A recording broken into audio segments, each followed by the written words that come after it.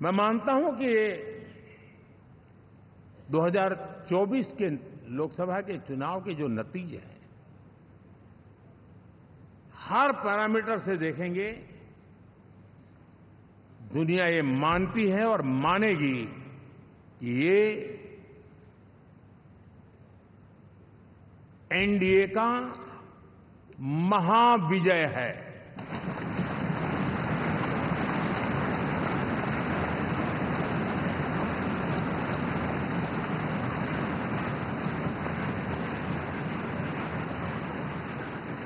और आपने देखा 2 दिन कैसा चला, जैसे हम तो हार चुके हैं, गए। सब चारों तरफ यही दिखता था, क्योंकि उनको अपने कार्यकर्ताओं का मोरल हाई करने के लिए ऐसे काल्पनिक परेड ये करने पड़ रहे हैं। और साथियों, गठबंधन के इतिहास में अगर आंकड़ों के हिसाब से देखें तो ये सबसे मजबूत गठबंधन की सरकार है।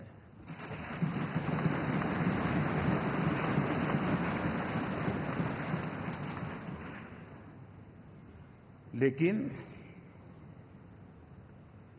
कोशिश ये की गई कि इस विजय को स्वीकार न करना,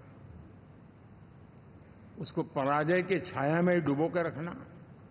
लेकिन उसकी ऐसी चीजों की बाल मृत्यु हो जाती है, और हो भी गई। लेकिन देशवासी जानते हैं कि न हम हारे थे, न हम हारे हैं।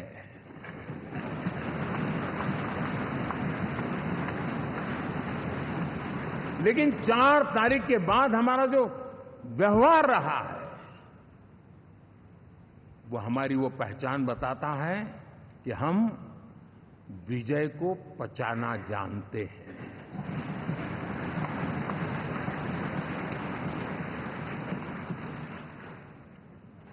हमारे संस्कार ऐसे हैं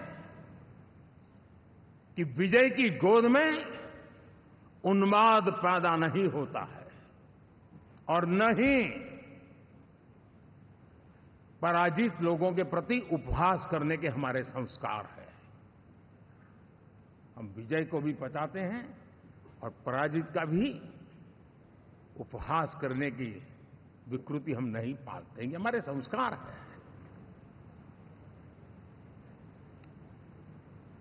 अब किसी भी बालक को पूछो कि भाई लोकसभा के चुनाव के पहले सरकार किसकी थी, तो कहेगा एनडीए। 24 के नतीजों के बाद सरकार किसकी बनी, एनडीए। फिर हारे कहां से भाई?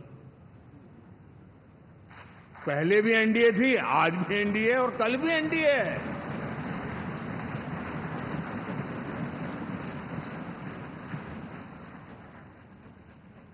आप सोचिए, 10 साल बाद भी कांग्रेस 100 के आंकड़े को नहीं छू पाई।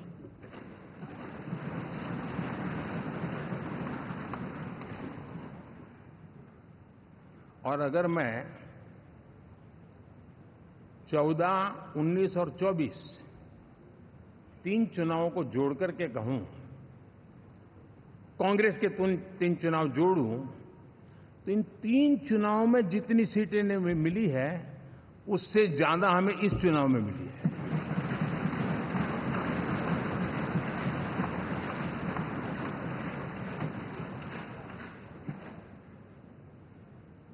और मैं साफ देख रहा हूं साथियों, एनडीए वालों को अंदाज नहीं है।